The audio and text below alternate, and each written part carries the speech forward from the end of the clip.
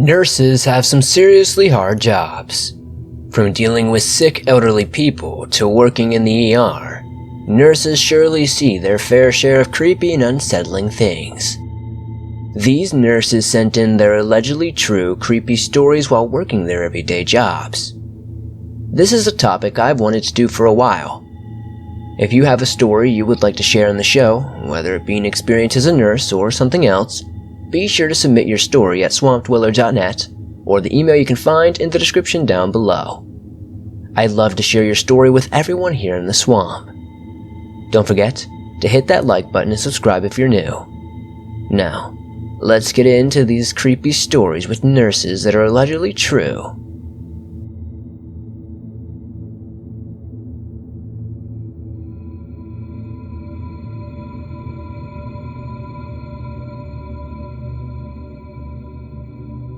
One night I was working the night shift.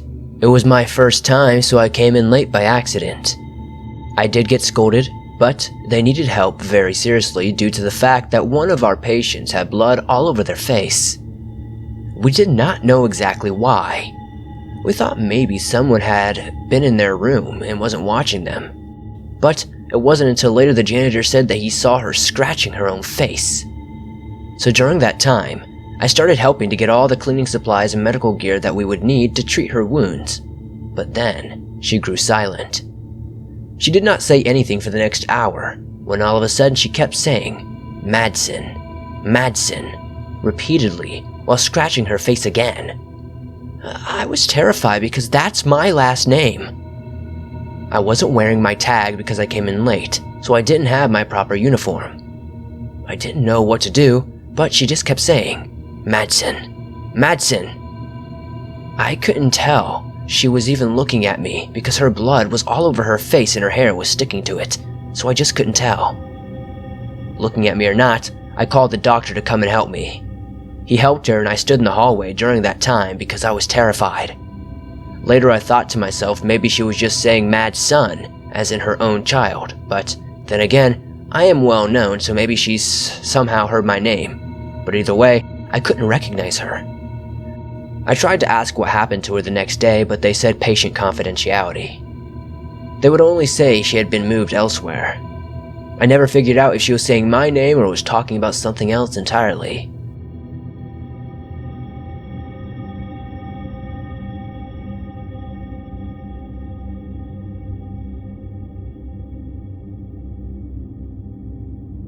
I've been a nurse now for 7 years, and I absolutely love it. Back when I was in school, besides your clinicals where you did a rotation in every unit, examples like labor, delivery, psych, etc., you had a month-long unpaid internship if you passed your exams and were stated for graduation. The internships were given out by the head instructor and it went alphabetically. My last name ends in a T, so I was at the tail end. All the internships I wanted, emergency, medical surgery, etc., they had all been taken. The instructor told me, "Hey, we have a psych internship at a major psychiatric facility. You're a big strapping guy and I'm sure you'll fit perfect." Great, psych. I wasn't thrilled. I had no interest in psych, but I needed the hours to graduate and I figured I'd have stories to tell my buddies over a beer. I had no idea the hospital I intern at is quite well known, so I'm not going to go into any specifics, but it was a psych ward that deals with many different psychiatric disorders. There are a few floors. They had a rehab as well as a clinic for eating disorders. The floor I was assigned to, the children's psychiatric ward, so the children 18 and below with all kinds of issues were there.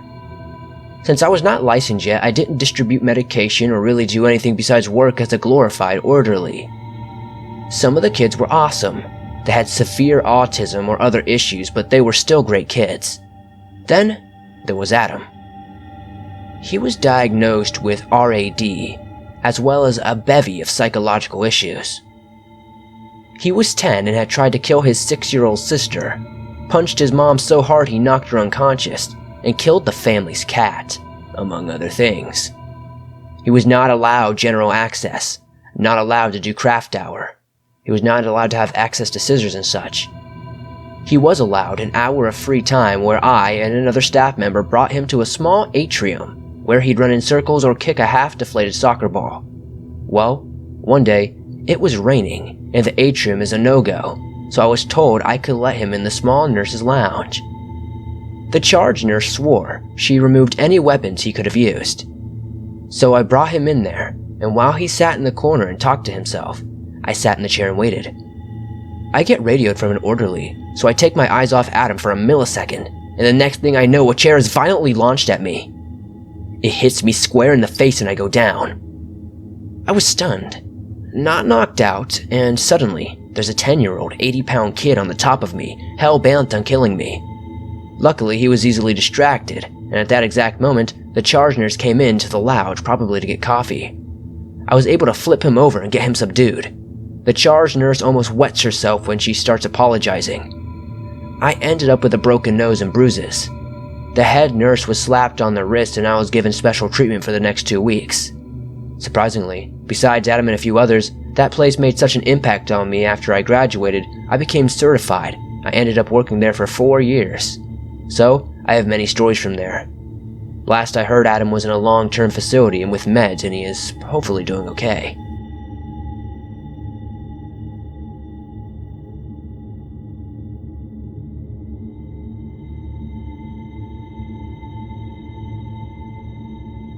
So this happened about a year ago. Some background: I'm a student veterinary nurse, a 21-year-old female. In my placement, I am required to do on-call, so I stay above the vets in a small flat. My first night on call, and I happen to be the only person staying in that flat, and we have 4 or so inpatients, cats and dogs. When someone rings the vets at night, it transfers to our out-of-hours service, which will then transfer any emergencies to our on-vet call. So, it's about midnight and I'm just falling asleep when I hear a loud male shouting outside the window. It sounded like, "I'm going to break in," or something like that. The practice is not a rough area, but it is a little busy, so I immediately sat up knowing something was wrong. I start to hear banging on the front glass doors and I panic. Sometimes when there are emergencies, people won't ring and just drive down and hope someone will be there. I consider going down, but it sounds as if they're trying to break the windows on the doors. Then, I hear nothing for a couple of minutes, and then a smash in the window below my room. The window happens to be the pharmacy. We keep drugs in there, but not dangerous drugs as they are locked away. At this point, I'm pretty terrified. I call the owner of the vets and the police. The owner says she is on her way, and as the 008 service called her to say someone rang and was threatening to break in. So, I have no idea if this guy is in the practice or what. I instantly run downstairs in my PJ to the kennels on the other side of the building as I can hear the dogs barking, and I know most of them are getting worked up with the noise. After I'm sure they are okay, I scout the rest of the practice out apart from the pharmacy room and run back upstairs. I can see out my window onto the street below and just can make out the guy's figure. He is carrying a torch and has his hood up. He runs off, and I'm not sure if he has seen me at the window or anything else. But soon, after the police and the owners arrive, I feel a little bit better. They look around and the window broken is a small window. The hole smashed isn't big enough for anyone to fit through. So the police and owners decide it's fine to leave and go back home. I'm pretty bloody shaken up at this point and am reassured he probably was just some drunk and won't come back. I don't sleep and about 4 in the morning I hear someone walking on the glass below my window and the sound of someone cracking the glass off the window. I get up and check out the window and he's back. Now I'm annoyed because I'm so tired after working in the day and can't even sleep thanks to this guy. I stand at the window with my light on, making it obvious that I'm there, and he carries on. So I ring the owner and police again. This time they come and catch him and he pretends he is just out for a walk at night. I shout out the window that he rang the 008 service, and they ring the number he used to ring, and to no one's surprise, it belongs to his phone. I had to do a police statement in my PJs in the staff room by the time we were finished, and it was 6 in the morning. I could have gone to sleep, but I just drove home because there was no way I was staying on my own again. 2 days later, I was put back on call and was in the flat on my own again with the window boarded up. Apparently the guy had been going around the town and following girls home and breaking into cars so they weren't surprised. He wanted to save the animals and stop the noise. The only noise was our drip monitors, and it's not audible from the outside. The dogs only started barking when he tried to break in. Obviously this creep was after some ketamine, and luckily, the police took him in, and they replaced our window.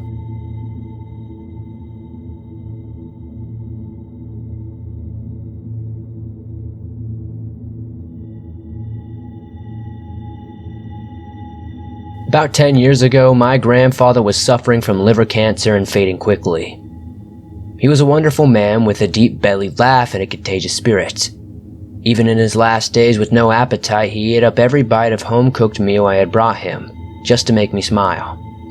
Constantly by his side was a stern but warm hospice nurse, whom I'll call HN. She had moved here from Haiti, and had been with my grandfather for about 2 weeks.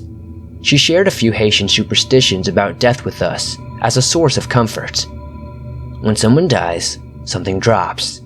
Your loved ones may be reluctant to let go when you are watching them. Everyone has a death time. In a gentle way, she informed us one day in October that his time to pass had come, and that it would be around 8 p.m. It was a hard pill to swallow, not to mention one that we didn't necessarily believe. We went about our day, spending some time with him on the couch, and eventually, my mother and uncle ordered us dinner for delivery. At 8:02 p.m., the doorbell rang. My uncle went to grab money for the delivery driver. My mother and I went into the kitchen to get plates and silverware. At that moment, my grandfather was finally left alone. He took his last breath. Simultaneously, despite being on opposite ends of the kitchen, the refrigerator door flung open and nearly every piece of food dropped onto the floor. We were devastated by the loss, but found some solace knowing that this was his time. HN packed her things and left, like the Mary Poppins of death, forever shrouding my family with an eerie feeling of mystery and comfort.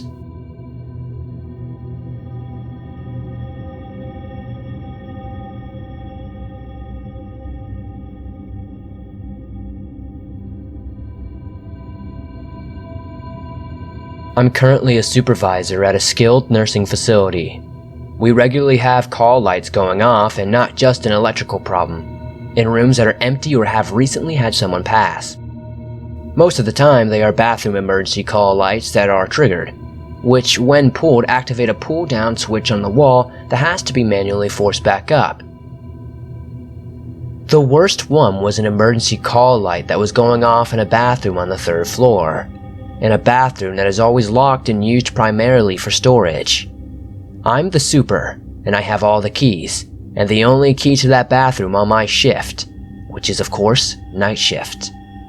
I took an aide with me to go unlock the room and climb over the stored wheelchairs and mattresses and such to deactivate the light. Super creepy. One night, one of our phones kept ringing, and I was sitting in my office near the nurse's station. I kept hearing the phone ring, get picked up by a nurse, and then quickly hung up. I thought we were being prank called, so I picked it up the next time it rang and heard static. My phone read maint on the line screen, meaning that it was a call coming from maintenance, which again is locked and I have the only key. I was so convinced we'd experienced something when we went into the maintenance department that I video recorded our entry. We didn't see anything creepy, but we felt it. I unplugged their phone and left them a work order to fix it. Another time recently, we had a rehab patient call us into the room. She was in a tizzy over the kids in her room and wanted to know what kind of place this was. She had dementia, so we didn't think anything of it. Then the person in the room across the hall called for us in a wad because there were some kids harassing the lady across the hall. She told us she heard them yell and run away. We all thought it was creepy, and then 2 other people further up the hall called about the same thing. This made me a little freaked out. I went so far as to go around the building and the outside of the building to see if I could find any tracks or any signs of kids. Maybe we were being pranked and something like that. But with snow on the ground, it would be easy to see fresh tracks, and there was never any. They all agreed that no one was coming from outside. The kids were entering the rooms from the hallway and then leaving back into the hallway. This was all about at 4 a.m., and the only entry to that hall would be from my office and the nurse's station. The only other doors are fire exits wired with alarms. This may not be the creepiest stuff, but a dimly lit place like this makes your imagination run wild in the middle of the night.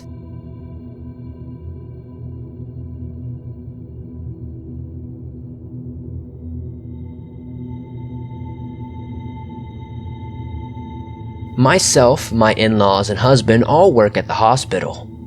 Personally, the only experiences I've had are really just off-putting emotions. As a nurse, many of us understand not only the smell of death, but the feeling of it. I've had a few experiences, as I've only been in the field a couple years, of walking into a patient's room and feeling death coming. I knew the night my closest patient was going to die by the feeling in the room. I still think about him daily. However, one experience that shook me happened on a day I wasn't on shift, but of course, we all heard about it. In a gist, a patient died and the family came to tell us. We give them space and privacy during those times, and are often not in the room. They informed us that after the priest said his prayer, their father passed peacefully. The only problem was, there was no priest. We did not call one, and our only volunteer priest was not in that day. No one saw him come or go, and we have checked the security footage even. My mother-in-law has worked on the unit I am on for over 20 years and has had similar experiences. Let me tell you, although not very paranormal, sundowning and full moons have very real effects. We actually circle full moon days on our calendar to alert staff that it's going to be a crazy shift. It's my husband, however, who works in the basement, who has the most stories actually.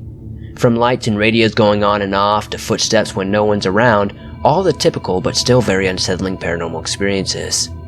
Since my husband started as a porter, he's now a supply coordinator, he knows every hall of our hospital, whereas I do not. I rarely leave my unit. One day we were taking a shortcut out of the hospital together, down a hall I'd never been in before, when I mentioned how cold and off I felt. I told him the hall was making me feel sad. He then told me this is the only hall to and from the morgue. As we were discussing this, we walked right past it. I am a strong believer in energies, which is why I think that's why I felt so unsettled in a hall that's seen so much death. Anyway, not the scariest stuff, but there's definitely a lot that goes bump in the night, if you know what I mean, at a hospital.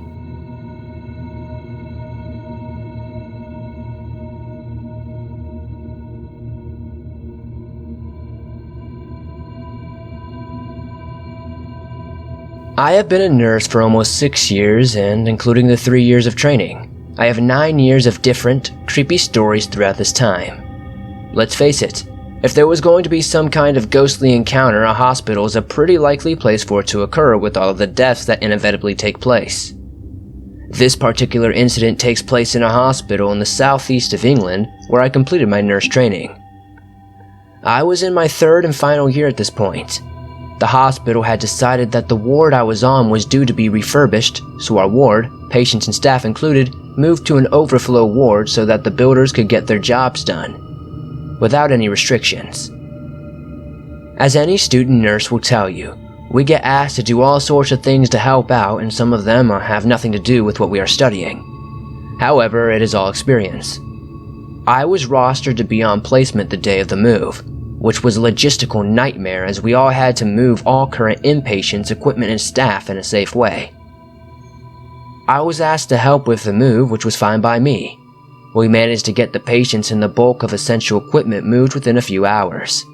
As the last patient was being wheeled off the ward, a sister asked me to turn the patient call bell system from the mains, and we left. Once we had put away the bulk of the stuff and we had moved down and gotten all the patients settled, I was asked to go back up to the empty ward to fill up a few metal cages, on wheels, with some of the non-essentials that had been left behind. It was boring things like spare extension cords, paper, and stationery supplies. Each ward is cross-charged for these items and has a set budget, and any information on the display boards. As I walked into the empty ward, I had this sense of anxiety fill me. I was creeped out. There wasn't a single person on this ward except me. The ward's sister was coming up to meet me in the hour to help move the cages, and boy did I feel totally alone up there. After about half an hour, I had pretty much finished and was just putting the last few bits and pieces into the cages that were by the nurse's station, when a patient call bell went off. I almost crapped myself. I'm sure you guys know how they work, but just in case, each patient bed space, side room, toilet, shower, etc. has a call bell or a buzzer. Once it activated, it lets the staff know the patient wants us for something, and there is also an emergency buzzer that gets pulled usually by staff when there is. Yep, you guessed it, it was an emergency. This was just a normal patient call bell that was going off, but as I had been the only person there and I was the person who turned off the system, I was freaking out. Instinct took over and I had to go see if I actually was needed. Not so shockingly, there wasn't anyone there. I reset the buzzer and waited outside the ward for the sister to come up and meet me. Thankfully, I didn't wait long at all. I told her what had happened, and having a good working relationship, she took me seriously and told me if I didn't want to go back into the ward, I didn't have to. But of course, I did. I didn't want to let them down. We had to walk to the end of the ward to get 2 mobile computers.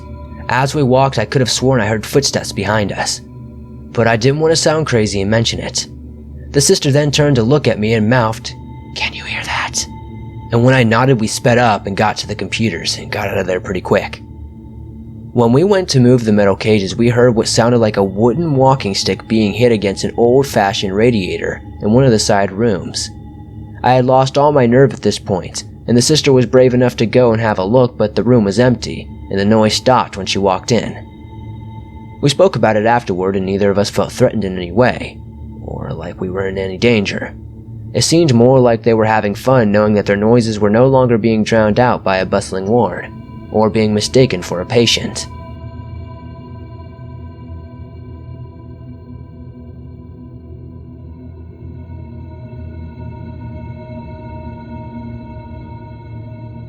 Just over a year ago, my father had a heart attack. The cardiac part of the hospital goes in one way and out another, so it's pretty hard to find the right door when you're new to visiting that ward. The first time he was admitted, my mother and I found it easy to get there. There is normally a lot of staff around to help. However, the second or third time he had gone onto the ward, they got taken straight in there because of chest pains and they had to go to the emergency department. It was at least a busy time in the hospital, as we were dropping off his medication rather than visiting. Before I really start, I just want to give a clear picture of the hospital. It has 3 entrances, 2 at the front and 1 in the back, with various car parks based around these doors.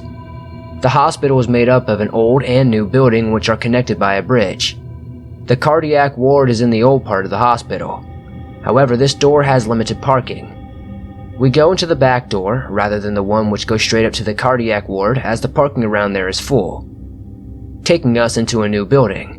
This means that not only do we need to make our way to the top of the hospital, but also to the other side. So we aren't sure where we're going and ask a nurse, who gives us a muddled version of the directions to the cardiac ward. We follow them for a while and end up completely lost. So we ask another nurse, who gives us more directions, and we're lost again. We're both the stereotypical idiot females when it comes to following directions.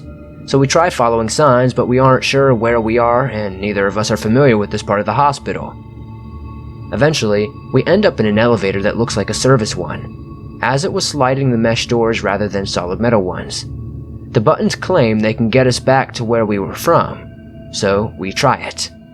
This puts us at the other end of the corridor that we have been on before, so we take another elevator to put us down on the right floor, which ended up not being the right floor after all.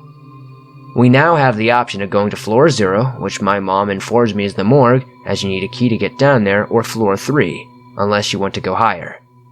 We press to take floor 3 and end up in this empty white hallway with a disused end of a life cancer ward. I'm instantly creeped out. We are in a white hallway with an old ward, beds and equipment are abandoned, an old flight of stairs going up to somewhere you can't see, and is not signposted. A set of double doors at the end of the hall and an older couple in their 50s wearing reasonably modern clothes. There was a man looking into the ward with his hand on the woman's shoulder. She just stood there, facing the wall. My mother looks around and suggests we find someone to ask where we go from here, and does not notice this creepy couple standing right in front of us until I point them out. They do not acknowledge us in the same way she acknowledged them. She then goes and walks down the corridor as I'm contemplating what the hell I should do, because I don't want to stay on my own, but I don't want to go through the doors. Then, This nurse in a uniform that clearly is not the same as the other ones opens a door just wide enough to get through. She walks into the corridor, looks right at us, and says, "You should not be down here with us." I tell my mom to get back in the elevator, but she tries to ask the nurse where we need to go. The nurse replies, "The highest button." So we get in and press the one she said. Whilst this is taking us to God's who knows where, I have a bad feeling about what just happened, so I try to make sense of it by asking if the nurse's uniform means she works in a specific area or was a higher ranking or something. My mom used to work at the hospital cleaning, so she has seen most of the uniforms worn. She replies no, and that nurse maybe came from another hospital for a training program or to help out. The elevator opens and we get out and walk down another empty corridor. This time we bump into a nurse wearing the usual uniform, walking back towards a different elevator. She stops us from going any further and tells us we are on the floor with operating rooms and we can't stay up here. We tell her that we are lost and get into the elevator with her, which puts us in a completely different part of the hospital where we need to be. Problem solved, apart from that I'm convinced we had an encounter with something paranormal. A few months ago, my dad was in the hospital again, and during visiting hours, one of his nurses came to talk to us.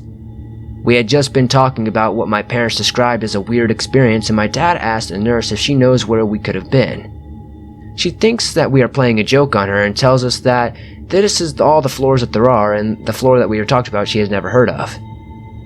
She realizes that we are serious though, and she says that maybe we bumped into the hospital ghost, an old nurse who has apparently been seen on the children's ward when a child is dying. After she leaves, the child makes a full recovery. I have heard of this story before, but a kind spirit who helps others, and I can 100% say that whatever we saw was not kind and did not want us around. Of course, I can't be sure that it was really paranormal and not just a lover of the paranormal being biased, but it didn't feel right. They were in old-fashioned clothes, they were see-through, and they were very violent towards us. But I had this feeling of complete dread when we stepped out of the elevator. That coupled with the fact that my mom didn't even see the couple. At least not until I pointed them out. The fact that the nurse said the area does not exist and the fact that neither of us can remember the facial features of anyone we saw on that floor, just the clothing and the hair color, tell me that what we saw was not normal or good. I now have an absolute fear of going anywhere on my own in the hospital, just in case I see anything else that I'd rather not. I still get the creeps when thinking about it.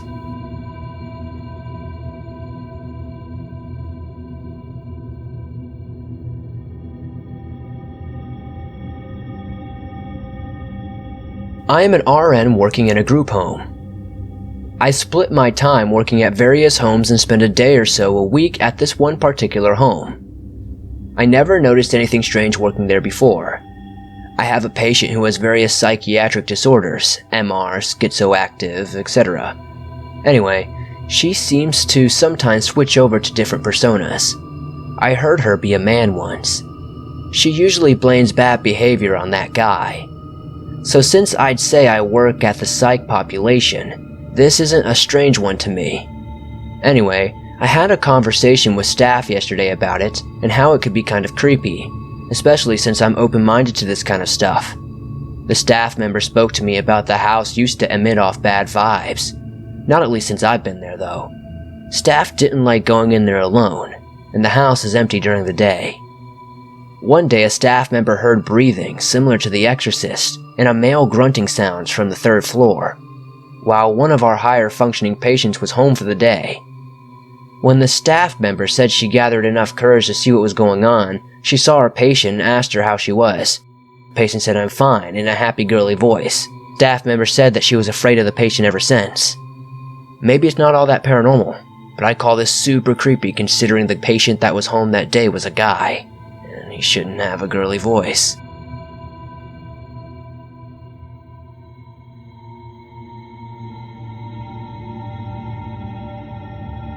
I spent my New Year's Eve and Christmas in hospital, so yay go me.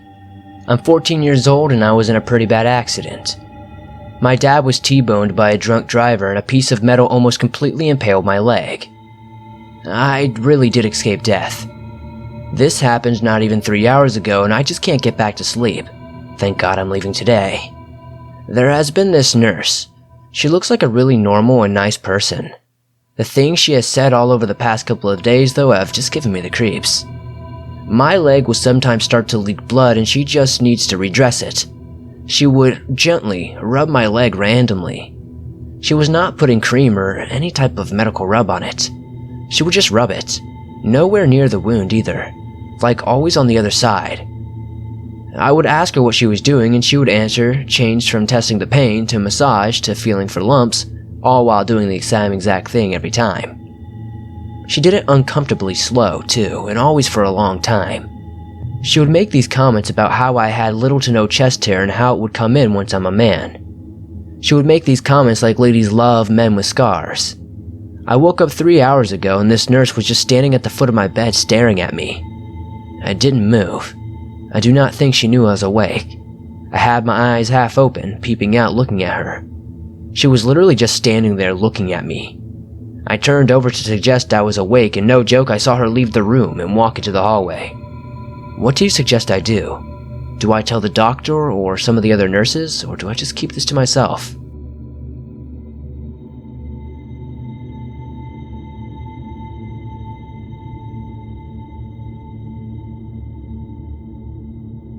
Thanks for watching. These were some creepy, allegedly true nurse stories. I don't know about you, but waking up and a nurse just staring at me is a no-go for me. I'm sure hospitals are probably some of the most haunted places in the world, as of course, they see so much death. Anyways, if you enjoyed these stories, be sure to hit that like button as it helps me out a ton. If you're new to the channel, why not subscribe and turn on notifications to never miss a new video, as I upload them almost every single day, and all things natural and supernatural. If you have a story you'd like to share in a future video, whether it be a nurse story or something else, be sure to submit it at swampdweller.net, or the email you can find in the description down below. I'd love to share your story with everyone here in the swamp. If you don't know yet, you can download your favorite scary stories from the swamp on Spotify, iTunes, Google Play, Stitcher Radio, and more. You can find the links to do that in the description down below as well. I'll see you guys soon with another creepy video.